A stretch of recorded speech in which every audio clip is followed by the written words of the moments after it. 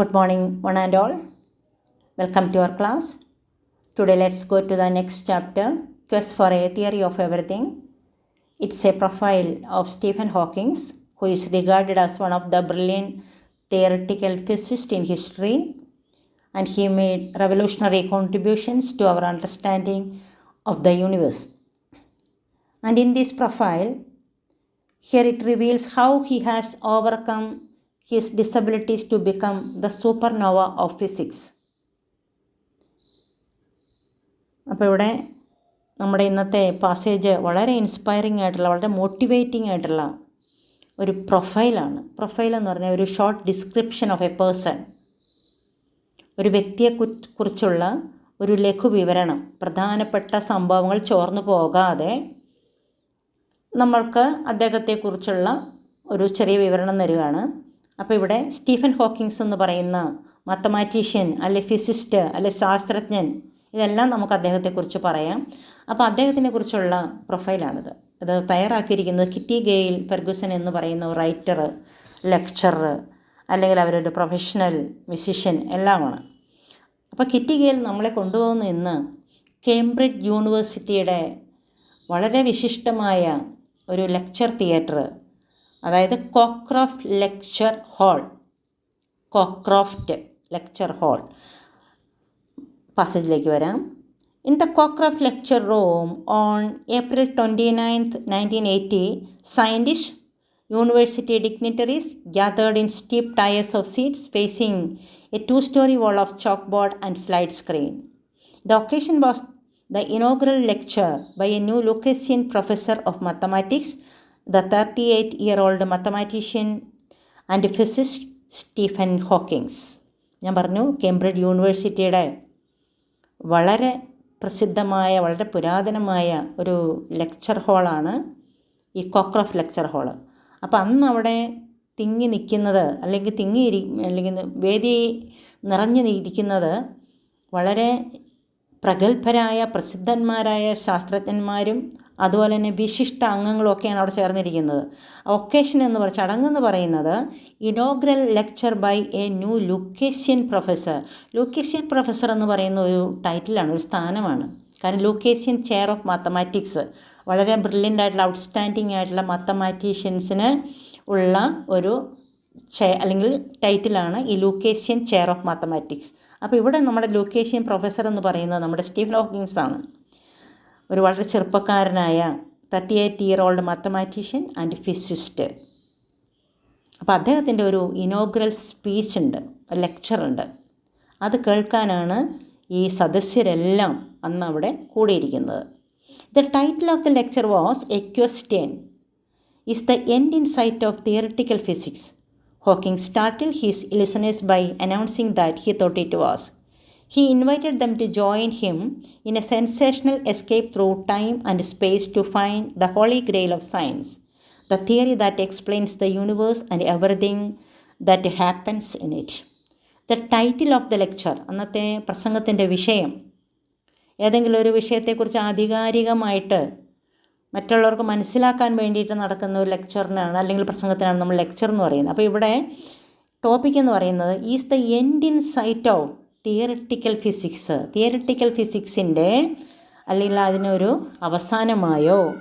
അപ്പം ആയി എന്നുള്ളതാണ് നമ്മുടെ സ്റ്റീഫൻ ഹോക്കിങ്സിൻ്റെ answer. He startle his listeners. അപ്പം തൻ്റെ ശ്രോതാക്കളെയെല്ലാം സ്റ്റാർട്ട് ചെയ്യാൻ ഞെട്ടിക്കുക, അല്ലെ സർപ്രൈസ് കൊടുത്തുകൊണ്ട് അദ്ദേഹം പറയാണ്, ആ സമയം എന്താ ആഗതമായിരിക്കുന്നു. He invited all those dignitaries, all those scientist who gathered to a sensational escape through time and space to find the holy grail of science. Holy grail of science എന്ന് പറഞ്ഞാൽ ഒരു മെറ്റഫറായിട്ടാണ് വന്നിരിക്കുന്നത്. കാരണം ഹോളി ഗ്രെയിൽ എന്ന് പറഞ്ഞാൽ actually word meaning നമ്മൾ last സപ്പറിൽ Jesus ക്രൈസ്റ്റിൻ്റെ ആ ഒരു പാനപാത്രത്തിനാണ് ഹോളി ഗ്രെയിൽ എന്ന് ഉദ്ദേശിക്കുന്നത്. പക്ഷേ ഇവിടെ ആ ഹോളി ഗ്രെയിൽ ഓഫ് സയൻസ് എന്ന് ഉദ്ദേശിക്കുന്നത് അത്രയും വിശിഷ്ടമായ ഒരു ലോകത്തേക്ക്, അത്രയും വൈശിഷ്ട്യമായ ഒരു ലോകത്തേക്കാണ്, അല്ലെങ്കിൽ വിസ്മയിപ്പിക്കുന്ന ഒരു ലോകത്തേക്കാണ് ഇന്ന് സ്റ്റീഫൻ ഹോക്കിങ്സ് ഇവിടെ കൂടിയിരിക്കുന്ന ശാസ്ത്രകാരന്മാരെ, അല്ലെ ശാസ്ത്രജ്ഞന്മാരെ എല്ലാം കൊണ്ടുപോകുന്നു. സെൻസേഷണൽ എസ്കേപ്പ്, ഒരു ബൗദ്ധികമായ, ഒരു ഉദ്വേഗജനകമായ ഒരു എസ്കേപ്പ്. എങ്ങോട്ട്? ടൈമിനും സ്പേസിനും എല്ലാം അപ്പുറത്തേക്ക്. Of science, the theory that explains the universe, പ്രപഞ്ചത്തിൻ്റെ നിഗൂഢതകളിലേക്ക്. Everything that happens in it, അവിടെ നടക്കുന്ന എല്ലാത്തിനെക്കുറിച്ചും ഉള്ള ഒരു വിവരമാണ് വിവരണമാണ് അദ്ദേഹത്തിൻ്റെ സ്പീച്ചിൻ്റെ topic. Stephen Hawking sat silently in a wheelchair while one of his students read his lecture to the assembled company. Judged by appearance alone, Hawkins didn't seem a promising choice to lead any adventure. അതൊന്ന് underline ചെയ്യണേ. Judged by appearance alone, Hawkins didn't seem a promising choice to lead any adventure. അപ്പം അദ്ദേഹം ഇരിക്കുന്നത് ഈ സംഭവം എല്ലാം അല്ലെങ്കിൽ ഇദ്ദേഹത്തിൻ്റെ നേതൃത്വത്തിലുള്ള ഒരു ലെക്ചറാണ് അതെങ്കിൽ കൂടെയും അദ്ദേഹം ഇരിക്കുന്ന ഒരു വീൽ ചെയറിലാണ്.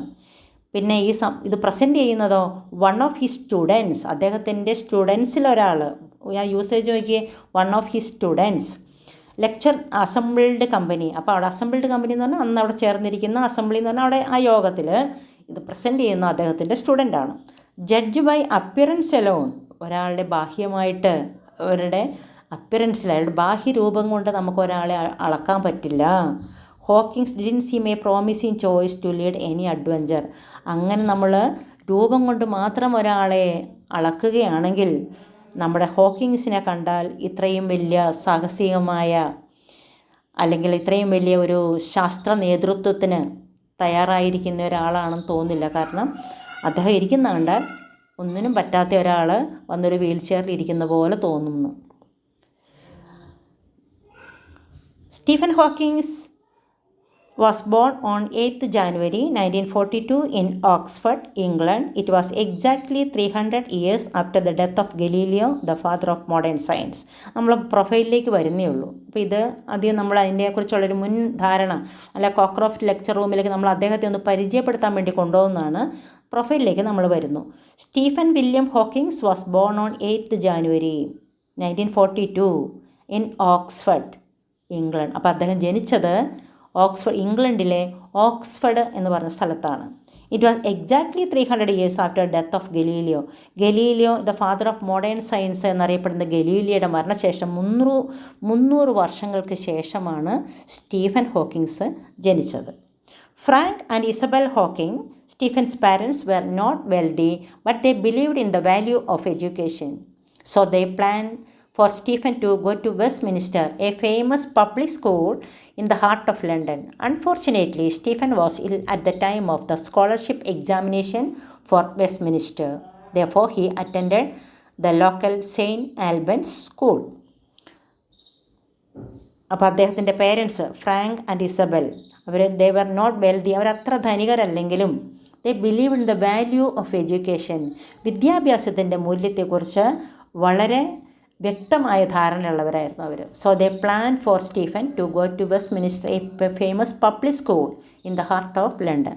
അപ്പോൾ ലണ്ടൻ സിറ്റിയിൽ തന്നെയുള്ള ഒരു വെസ്റ്റ്മിനിസ്റ്ററിലെ ഒരു സ്കൂളിലേക്കുള്ള അല്ലെങ്കിൽ അവരെ അഡ്മിറ്റ് അല്ലെങ്കിൽ അവിടെ ചേർക്കണം, അവിടെ പഠിപ്പിക്കണം എന്നുള്ളതായിരുന്നു അവരുടെ ആഗ്രഹം. അൺഫോർച്ചുനേറ്റ്ലി, നിർഭാഗ്യവശാൽ ആ സമയത്ത് അദ്ദേഹത്തിന് Stephen was ill at the time of scholarship examination.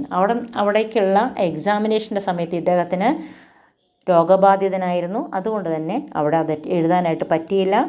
പിന്നെ പകരം എവിടെ ചേർത്തു? Therefore he attended the local saint Albans school. Saint Albans എന്ന് പറഞ്ഞാൽ അതും ഇംഗ്ലണ്ടിലെ ഒരു സിറ്റി തന്നെയാണ്. ആ സിറ്റിയിലെ ഒരു സ്കൂളിൽ ഈ നമ്മുടെ യങ് സ്റ്റീഫൻ ഹോക്കിങ്സിനെ അവർ ചേർത്തു. By the time he was 8, he was thinking seriously about becoming a scientist. Frank Hawking encouraged his son to follow him into medicine, but Stephen found biology too imprecise. He wanted a subject in which he could look for the exact answers and get to the root of everything.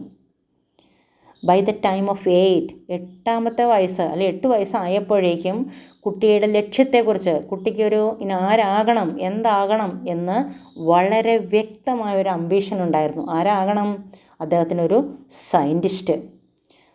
But Frank Hawking encouraged his son to follow him into medicine. പക്ഷെ അച്ഛന് മകൻ ഒരു ഡോക്ടറായി കാണണമെന്നായിരുന്നു ആഗ്രഹം. But Stephen found biology too imprecise എന്ന് പറഞ്ഞാൽ ഒരു കൃത്യതയില്ല, ഒരു വ്യക്തതയില്ല. അതാണേലാകാം ഇതാണേലാകാം അങ്ങനെയുള്ള സബ്ജക്റ്റ് പഠിക്കാൻ നമ്മുടെ യങ് സ്റ്റീഫന് താല്പര്യം ഉണ്ടായിരുന്നില്ല. He wanted a subject in which he could look for the exact answer. വളരെ കറക്റ്റായിട്ടുള്ള കാര്യകാരണ സഹിതം, അതാണ് get to the root of things, കാര്യകാരണ സഹിതം വളരെ വ്യക്തത ആ ഉത്തരത്തിൽ ഉണ്ടാകണം. അങ്ങനെ ഒരു സബ്ജക്റ്റ് പഠിക്കാനേ ഇദ്ദേഹത്തിന് താല്പര്യം ഉണ്ടായിരുന്നുള്ളൂ. Young Stephen was no prodigy. He was just an ordinary English school boy, slow in learning to read. His handwriting is the despair of his teachers. He was ranked no more than halfway up in his class, though he now says in his own defense it was a very bright class. Young Stephen was no prodigy. Prodigy എന്ന് പറഞ്ഞാൽ അവളെ genius, അത്ര വലിയൊരു പ്രതിഭാശാലി അല്ലെങ്കിൽ അങ്ങനെ പറയാൻ പറ്റില്ല. He was just an ordinary school English boy, slow in learning to read. വായിക്കാനാണെങ്കിലും ഒരല്പം പുറകിലായിരുന്നു. His handwriting the despair of his teachers. അവൻ്റെ ഹാൻഡ് റൈറ്റിംഗ് ആണ് ടീച്ചേഴ്സിൻ്റെ മറ്റൊരു തലവേദന.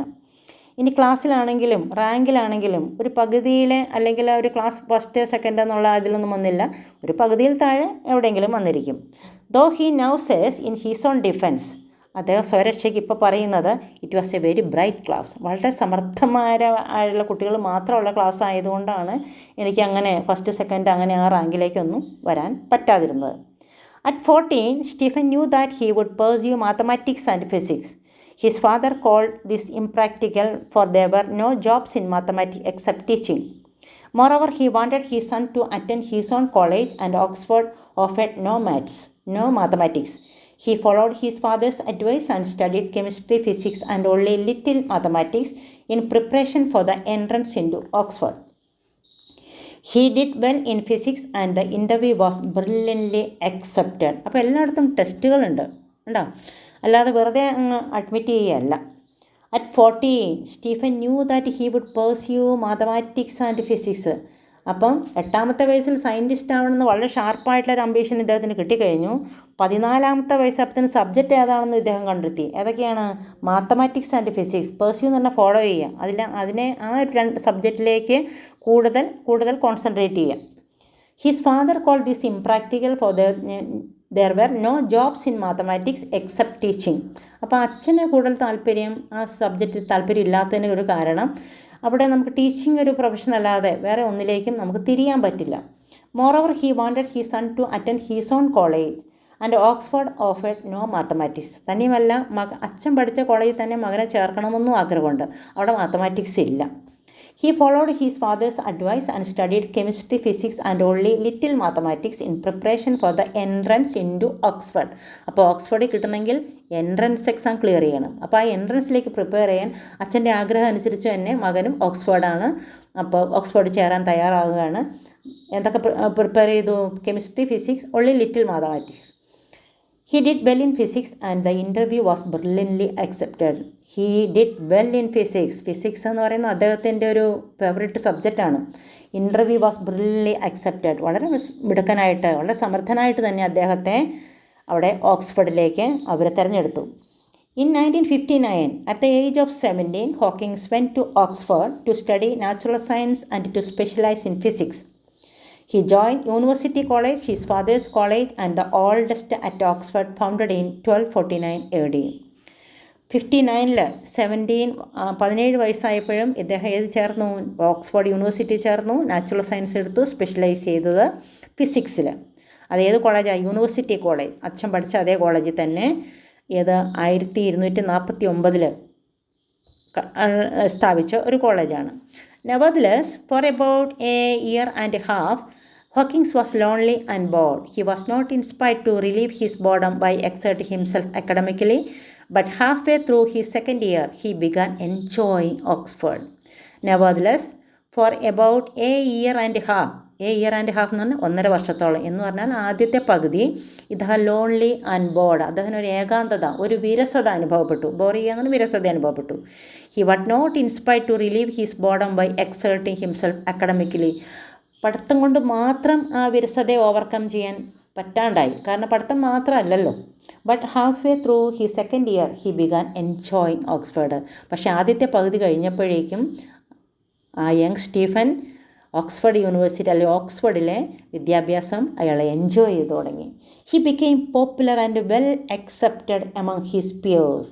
ദേ remember him as lively, buoyant and adaptable.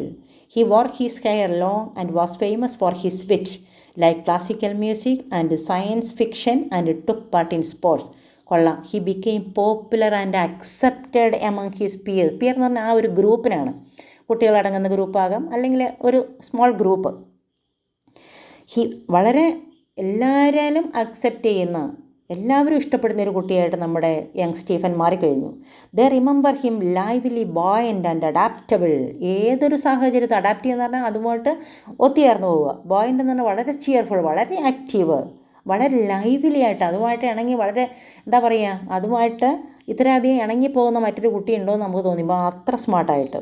He wore his hair long and famous for his wit. വിറ്റിൻ്റെ ഒരു മീനിങ്, ശരിക്കുള്ള മീനിങ് എന്ന് പറഞ്ഞാൽ വളരെ ഇൻ്റലിജൻ്റ് എന്നുള്ള മീനിങ് ആണ്. യൂണിവേഴ്സിറ്റി വിറ്റ്സ് എന്നൊക്കെ പറഞ്ഞാൽ ഇൻ്റലിജൻ്റ് ആയിട്ടുള്ള ആളുകൾ.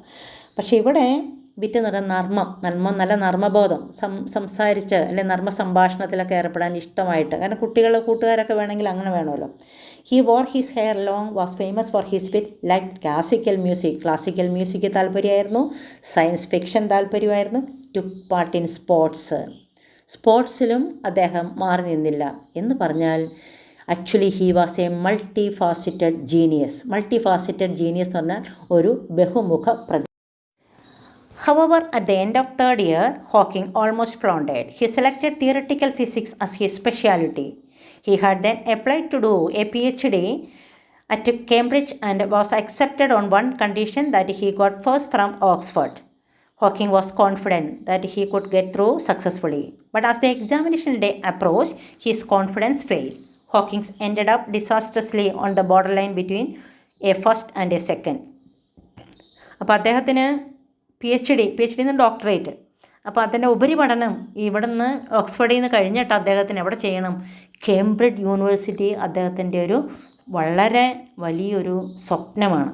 അപ്പോൾ അതുകൊണ്ട് തന്നെ ഇദ്ദേഹം ഇവിടുന്ന് ലാസ്റ്റ് ഇയർ ആയപ്പോഴത്തേനും, 3 വർഷമാണ് ഗ്രാജുവേഷൻ, ലാസ്റ്റ് ഇയർ ആയപ്പോഴത്തേനും തിയററ്റിക്കൽ ഫിസിക്സിലാണ് അദ്ദേഹം സ്പെഷ്യലൈസ് ചെയ്യുന്നത്. ഫ്ലോണ്ടറി എന്ന് പറഞ്ഞാൽ കൺഫ്യൂസ്ഡ്. എന്താണ് ഒരു confusion? He had then applied to do PhDക്ക് കേംബ്രിഡ്ജിൽ അപ്ലൈ ചെയ്തു. അവരത് അക്സെപ്റ്റ് ചെയ്തു. എങ്ങനെ അക്സെപ്റ്റ് ചെയ്ത്? If you got first from ഓക്സ്ഫോർഡിൽ നീ ഫസ്റ്റ് ആകുകയാണെങ്കിൽ മാത്രം കേംബ്രിഡ്ജ് നിനക്ക് PhDക്ക് ഒരു സീറ്റ് തരും. Hawking was very confident. പക്ഷേ അദ്ദേഹം വളരെ കോൺഫിഡൻ്റ് ആയിരുന്നു, കാരണം കിട്ടുമെന്ന് ഉറപ്പാണ്. That he could get through successfully. വളരെ സക്സസ്ഫുള്ളായിട്ട് ഇത് മാനേജ് ചെയ്യും എന്ന് അദ്ദേഹത്തിന് നല്ല ഉറപ്പുണ്ടായിരുന്നു. But as the examination day approach, പക്ഷേ ദിവസം അടുക്കും തോറും ഹിസ് കോൺഫിഡൻറ്റ് വാസ് ഫെയിൽഡ്. അദ്ദേഹത്തിൻ്റെ ആ ഒരു ആത്മവിശ്വാസം കുറച്ച് ചോർന്നുപോയി. Hawking ended up disastrously on the borderline between a first and a second. ഫസ്റ്റാണോ എന്ന് ചോദിച്ചാൽ അതിലേക്ക് എത്താനുള്ള ആ ഒരു ഇൻ്റർവ്യൂവിൻ്റെ സ്കോറും കൂടെ വരുമ്പോൾ എങ്ങനെ വരും എന്നുള്ളത് നമുക്ക് ഉറപ്പിക്കാൻ പറ്റാത്ത രീതിയിൽ ഒരു ബോർഡർ ലൈനിലാണ് അയാൾ നിൽക്കുന്നത്. Faced with a borderline result, examiners summoned Hawking for an interview and questioned him about his plans. In spite of the tenseness of the situation, Hawking managed to come up with the kind of remark for which he was famous among his friends. If I get a first, I shall go to Cambridge. If I receive a second, I will remain at Oxford. So I expect that you will give me a first. He got first and he went to Cambridge. എന്തായാലും ഇൻ്റർവ്യൂവിന് someone ചെയ്യാന്ന് പറഞ്ഞാൽ അദ്ദേഹത്തിന് call ലെറ്ററൊക്കെ കൊടുത്തു. അദ്ദേഹം ചെല്ലുകയാണ്. Hawking for an interview and question him about his plans. അപ്പോൾ ഇദ്ദേഹത്തിൻ്റെ പദ്ധതികൾ, എന്താണ് ഇദ്ദേഹത്തിൻ്റെ പ്ലാൻ എന്നൊക്കെ ഇൻ്റർവ്യൂ ബോർഡിൽ തിരിച്ചും മറിച്ചൊക്കെ ചോദ്യം ചോദിച്ചു. അപ്പോൾ ഇൻസ്പൈറ്റ് ഓഫ് ദ ടെൻസ് എന്ന് പറഞ്ഞാൽ ടെൻഷൻ, ആ ഒരു പേടി കൂടാതെ അതിനെ ഒഴിവാക്കിക്കൊണ്ട് Hawking manage to come up with a kind of remark for which he was famous among his friends.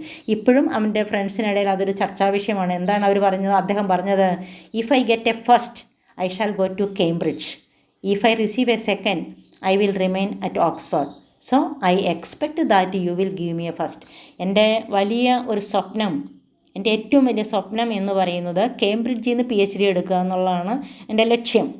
അപ്പം നിങ്ങളെനിക്ക് ഫസ്റ്റ് തരുകയാണെങ്കിൽ ഞാനിവിടെ അവിടെ പഠിക്കും. തന്നില്ല, ഞാൻ സെക്കൻഡായി പോവുകയാണെങ്കിൽ ഞാൻ എൻ്റെ മാർഗ്ഗമുള്ളൂ, ഓക്സ്ഫോർഡിൽ തന്നെ തുടരും. അതുകൊണ്ട് ഞാൻ എന്ത് പ്രതീക്ഷിക്കുന്നു? I expect that you will give me a first. അതുകൊണ്ട് എനിക്ക് നിങ്ങൾ ഈ ഇൻ്റർവ്യൂ ബോർഡിൽ എനിക്ക് എന്ത് തരും? ഫസ്റ്റ് തരും എന്ന് ഞാൻ പ്രതീക്ഷിക്കുന്നു എന്ന്. ആ ഒരു ആൻസറിൽ അവർക്ക് മനസ്സിലായി ഇതാണ് ഇദ്ദേഹത്തിൻ്റെ സ്വപ്നം, ഇതാണ് ഇദ്ദേഹത്തിൻ്റെ ലക്ഷ്യം, വേറെ ഒരു ലക്ഷ്യത്തെക്കുറിച്ച് മാറി അദ്ദേഹം ചിന്തിക്കുന്നില്ല എന്ന്. അതുകൊണ്ട് he got his first inverted കൊമേല കൊടുത്തിരിക്കുന്നത്. And he went to Cambridge. അങ്ങനെ കേംബ്രിഡ്ജിൽ അദ്ദേഹത്തിന് അഡ്മിഷൻ കിട്ടി. His first year at Cambridge was worse എന്ന് പറഞ്ഞാൽ ബാഡ്, വേഴ്സ്റ്റ്. ബാഡിൻ്റെ കമ്പാരിറ്റീവ് ഡിഗ്രിയാണ്. His first year at Cambridge was worse than that at Oxford, and his slipshod mathematical background caught up with him, and he found general relativity extremely tough. Another far more disastrous problem arose then. During his third year at Oxford, Hawking started getting clumsy. He had fallen once or twice for no apparent reason. In the following autumn at Cambridge, he had trouble tying his shoes, and sometimes he had difficulty in talking. First year at Cambridge, പിന്നെ അദ്ദേഹം മറ്റേ college മാറി, Oxford മാറി, കേംബ്രിഡ്ജിലേക്ക് വന്നു. അത് പണ്ട് ഓക്സ്ഫോർഡിൽ അദ്ദേഹം ആദ്യത്തെ ഒരു 1.5 വർഷം വളരെ വിരസവും ലോൺലി ആയിട്ട് കാണപ്പെട്ടു. അതിലും കുറച്ചും കൂടെ ഒരു ബോറിംഗ് ആയിരുന്നു ഇവിടെ. ഇതിന് 2 കാരണമുണ്ട്. ഒന്ന്, ഹി സ്ലിപ്ഷോഡ്. അതിൻ്റെ അദ്ദേഹത്തിൻ്റെ മാത്തമാറ്റിക്കൽ ബാക്ക്ഗ്രൗണ്ട് കുറവാണ്. കാരണം അദ്ദേഹം ഓക്സ്ഫോർഡിൽ മാത്തമാറ്റിക്സ് ഇല്ല എന്ന് നമ്മൾ പറഞ്ഞില്ലേ. അപ്പോൾ അതുകൊണ്ട് അതൊരു ബുദ്ധിമുട്ട്. പിന്നെ he found general relativity theory. കാരണം അതിന് ആ സബ്ജക്റ്റിൽ, ജനറൽ റിലേറ്റിവിറ്റി സബ്ജക്റ്റിൽ അദ്ദേഹം കുറച്ച് ടഫായിട്ട് ഫീൽ ചെയ്തു. കാരണം അദ്ദേഹത്തിന് മാത്തമാറ്റിക്കിലുള്ള ആ ഒരു ബാക്ക്ഗ്രൗണ്ടിലല്ലേ, അതിലെല്ലാം ഒരു ബ്രില്യൻസ് അല്പം കുറഞ്ഞു പോയി. Another far more disasters problem. ഇനി മറ്റൊരു പ്രോബ്ലം ഉണ്ടായി. എന്താണ്? During his third year at ഓക്സ്ഫോർഡിൽ പഠിക്കുമ്പോൾ തന്നെ ലാസ്റ്റ് ഇയറിൽ ഇയാൾ ഹോക്കിംഗ് സ്റ്റാർട്ടഡ് ഗെറ്റിംഗ് ക്ലംസി എന്ന് പറഞ്ഞ ഒരു എന്തോ ഒരു ബുദ്ധിമുട്ടുള്ളതുപോലെ, ഒരു കെയർലെസ്നെസ്സോ എന്തോ ഒരു ബുദ്ധിമുട്ട് അദ്ദേഹത്തിന്. അതുവരെയുള്ള ഒരു സ്മാർട്ട്നെസ്സിന് ഒരു അല്പം എക്സാമിന് തന്നെ അദ്ദേഹം പറയുന്നുണ്ട് കോൺഫിഡൻസ് ഫെയിൽഡ് എന്ന് പറയുന്നത്. അപ്പോൾ അതൊക്കെ അതിൻ്റെ ഒരു ഭാഗമായിരിക്കും എന്ന് അദ്ദേഹം ചിന്തിച്ചു. He had fallen once or twice for no apparent reason. 1-2 പ്രാവശ്യം അവിടെയൊക്കെ വീഴുന്നതായിട്ടും അദ്ദേഹം ഓർമ്മിക്കുന്നു. കാരണം പ്രത്യേകിച്ച് അപ്പാരൻറ്റ് റീസൺ എന്ന് പറഞ്ഞാൽ കൃത്യമായൊരു വ്യക്തമായൊരു റീസൺ ഇല്ലാതെ ഒന്ന് വീണു പോവുക.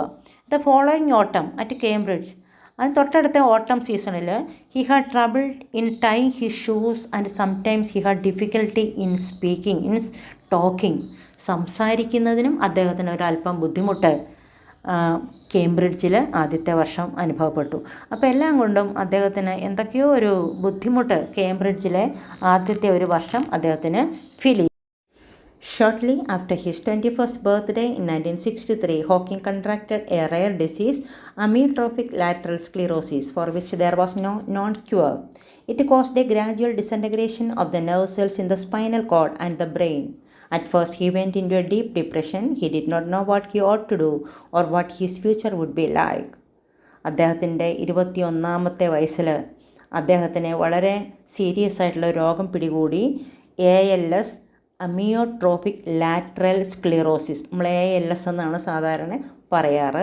വളരെ സീരിയസ് ആയിട്ടുള്ള രോഗമാണ്, നമ്മുടെ ജീവന് തന്നെ ഭീഷണിയായിട്ടുള്ള രോഗമാണത്.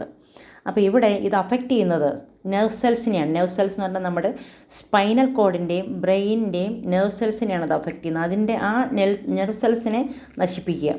അപ്പോൾ ഇത് ജീവന് തന്നെ ഭീഷണിയായിട്ടുള്ള രോഗമാണ്. കാരണം പിന്നെ നമുക്ക് അധികകാലം ആയുസ് ഉണ്ടാവില്ല. അപ്പോൾ ഇദ്ദേഹം at first he went in to a deep depression. അദ്ദേഹം വളരെ നിരാശനായി കാണപ്പെട്ടു. He did not know what he ought to do. ഇനി എന്ത് ചെയ്യേണ്ടു, എൻ്റെ ഫ്യൂച്ചർ, എൻ്റെ ഭാവി എന്താകും. കാരണം കേംബ്രിഡ്ജ് യൂണിവേഴ്സിറ്റിയിലെ ഒരു സീറ്റ്, അവിടെ PhD ചെയ്യുക എന്നുള്ള അദ്ദേഹത്തിൻ്റെ ഏറ്റവും വലിയ സ്വപ്നമായിരുന്നു. അതിനു വേണ്ടിയിട്ട് അദ്ദേഹം എടുത്തിരിക്കുന്ന എഫേർട്ട് വളരെ വലുതാണ്. അതിനുശേഷം ഇപ്പം തനിക്കിങ്ങനെ രോഗം പിടികൂടി കഴിഞ്ഞാൽ എൻ്റെ ഭാവി എന്താകും. അദ്ദേഹം വളരെ ഒരു ആശങ്കാഭരിതനായിട്ട് നമ്മൾ കാണപ്പെട്ടു. My dreams at that time were rather confused, he admitted. Before my condition was diagnosed, I had been very bored with life.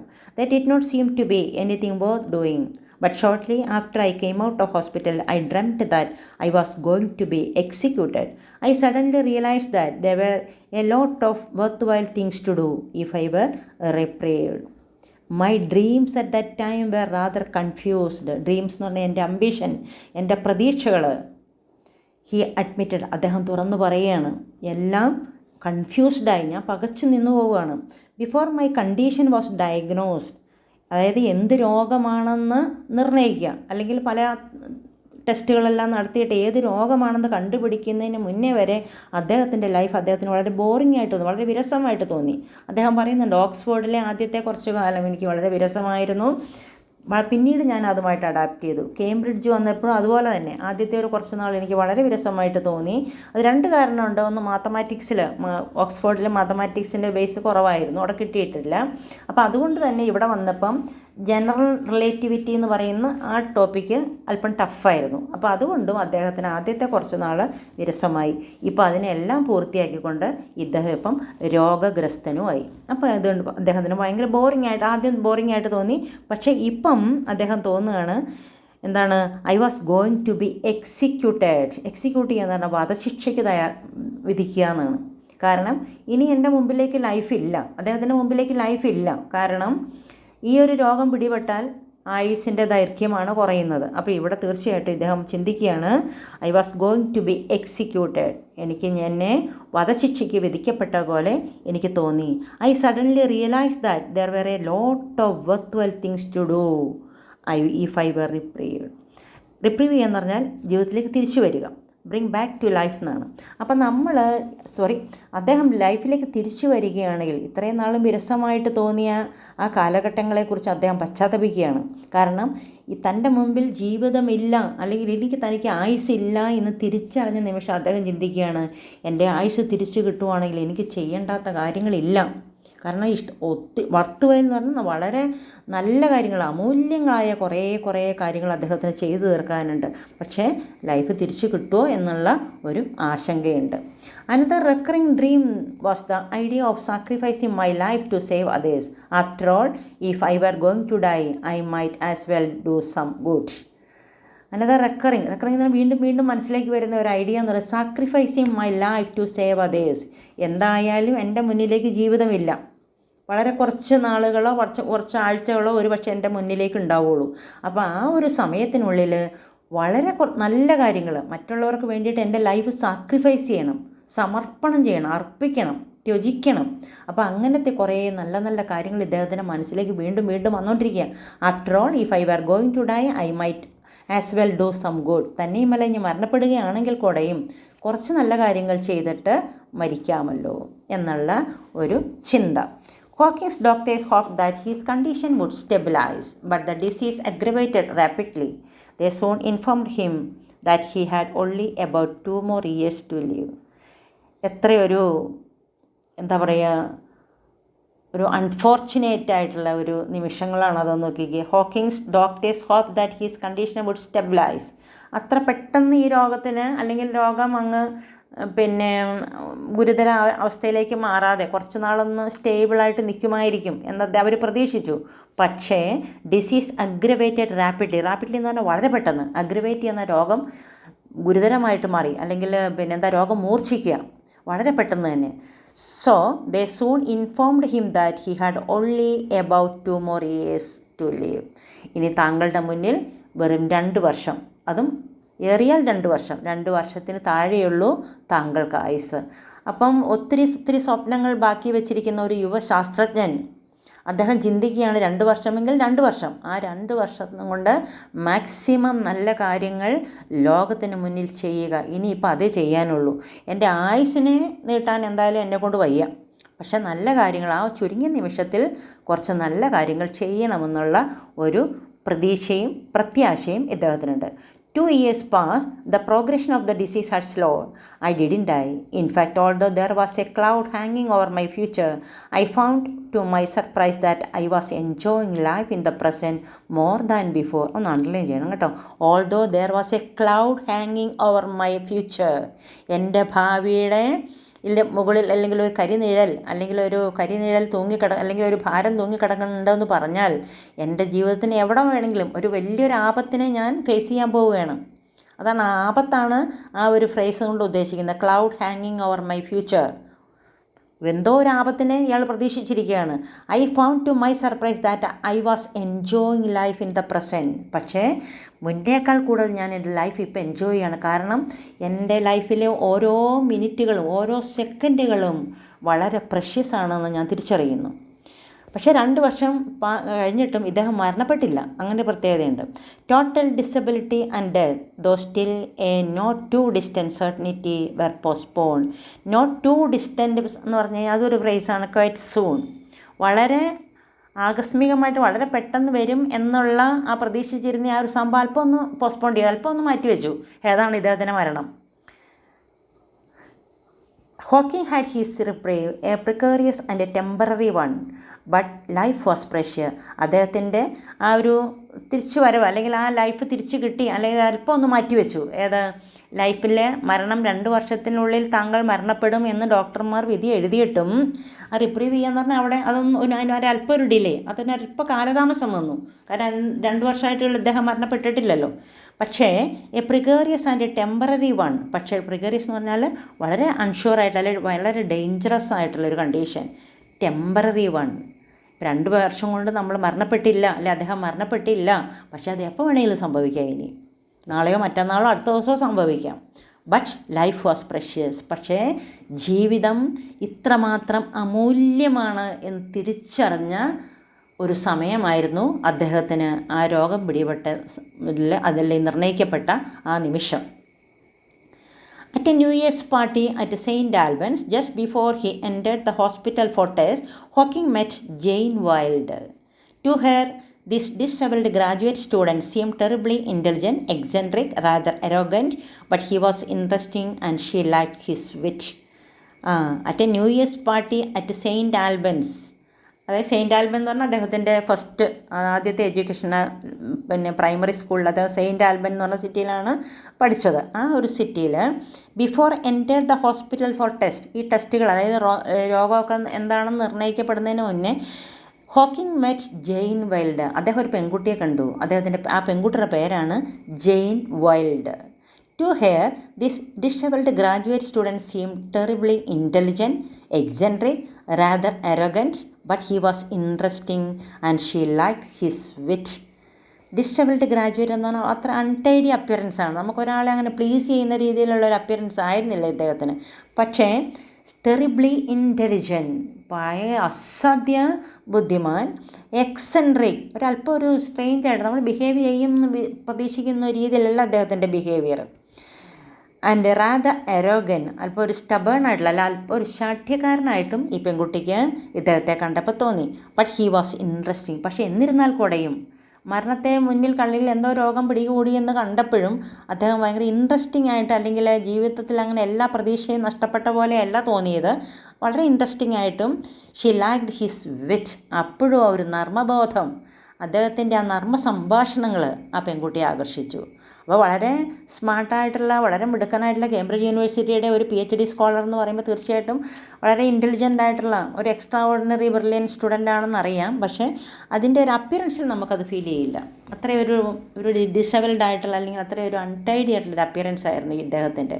പക്ഷേ എന്നിരുന്നാൽ കൂടെയും അദ്ദേഹത്തിൻ്റെ ആ ഒരു സംഭാഷണം, അതിലുള്ള ഒരു നർമ്മം, അത് ഈ പെൺകുട്ടിക്ക് ഇഷ്ടപ്പെട്ടു. When Jane met him again after his discharge from the hospital, he was really in a pathetic state. I think he lost his will to live. He was very confused, she commented. She was not, however, put off by his physical or mental condition. She was rather a shy teenager, serious-minded, with a strong faith in God, ingrained from childhood by her mother, and a belief that good can come out of any adversity. അപ്പോൾ രോഗത്തെ എന്താണെന്ന് നിർണ്ണയിക്കുന്നതിന് മുന്നെയാണ് ഇദ്ദേഹം ആ പെൺകുട്ടിയെ കണ്ടത്. പക്ഷേ when Jane met him again after his discharge from the ഹോസ്പിറ്റലിൽ നിന്ന് ഡിസ്ചാർജ് ചെയ്തതിന് ശേഷം ഇദ്ദേഹത്തെ കണ്ടുമുട്ടിയപ്പോൾ ശരിക്കും ഈ പെൺകുട്ടി ഞെട്ടിപ്പോയി. കാരണം he was really in A pathetic state, വളരെ ദയനീയമായിരുന്നു. അങ്ങോട്ട് പോയ അദ്ദേഹം അല്ല തിരിച്ചു മടങ്ങി വരുന്നത്. അങ്ങോട്ട് പോയുള്ള സംഭാഷണ രീതിയല്ല തിരിച്ചു മടങ്ങി വന്നപ്പോൾ വളരെ എനർജറ്റിക്കും ആക്റ്റീവും എക്സെൻട്രിക്കും ഒക്കെ ആയിട്ട് കാണപ്പെട്ട പയ്യൻ അല്ലെ അദ്ദേഹം തിരിച്ചു മടങ്ങി വന്നത് വളരെ ദയനീയമായിട്ട് ഉള്ള ഒരു appearance. I think he has lose his will to live. പ്രതീക്ഷയെല്ലാം നഷ്ടപ്പെട്ടു, ജീവിക്കുമെന്നുള്ള എല്ലാ പ്രതീക്ഷയും അസ്തമിച്ചിട്ട് മടങ്ങി വരുന്നത് പോലെ തോന്നി. ഹി വാസ് വെരി കൺഫ്യൂസ്ഡ്, അദ്ദേഹം പകച്ചുപോയി. She commented she was not however put off by his physical or mental condition. പക്ഷേ എന്ത് പറഞ്ഞാലും അവൻ്റെ അദ്ദേഹത്തിൻ്റെ ആ ഒരു പ്രകൃതി അല്ലെങ്കിൽ ഫിസിക്കലോ മെൻ്റൽ കണ്ടീഷനിലോ തളർന്നു പോകാതെ എന്ത് ചെയ്യണം, അവൻ്റെ ആ ലൈഫിനെ അല്പം ഒന്ന് മാറ്റി കൊണ്ടുവരാൻ ഈ കുട്ടിക്ക് ഒരു ശ്രമം നടത്തുകയാണ്.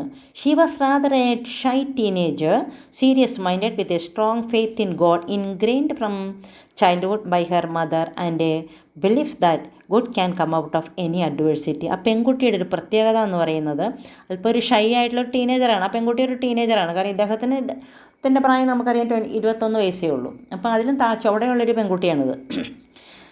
സീരിയസ് മൈൻഡഡ്, പക്ഷേ കുറച്ചും കൂടെ ജീവിതത്തെ കുറച്ചും കൂടെ ഗൗരവമായിട്ട് കാണുന്ന ഒരു പ്രകൃതക്കാരിയാണ്.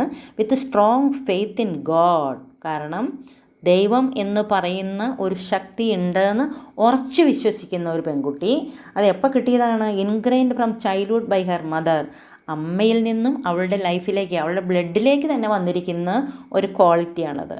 And a belief that good can come out of any adversity, ഏത് ആപത്തിലും ഏത് പ്രതിസന്ധി ഘട്ടത്തിലും എത്ര വലിയ ദുരിതങ്ങൾക്ക് നടുവിലും നമുക്ക് പ്രത്യാശയ്ക്ക്, നമുക്ക് നന്മയ്ക്ക്, അല്ലെങ്കിൽ നമുക്ക് അവിടെ നമ്മളുടേതായ ഒരു പ്രതീക്ഷയ്ക്ക് വകയുണ്ട് എന്ന് വളരെ ഉറച്ച വിശ്വാസമുള്ള, ശുഭാപ്തി വിശ്വാസമുള്ള ഒരു പെൺകുട്ടിയായിരുന്നു ഇവിടെ.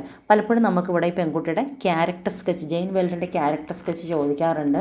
അപ്പം നമ്മൾ ഇതെഴുതിയാൽ മതി.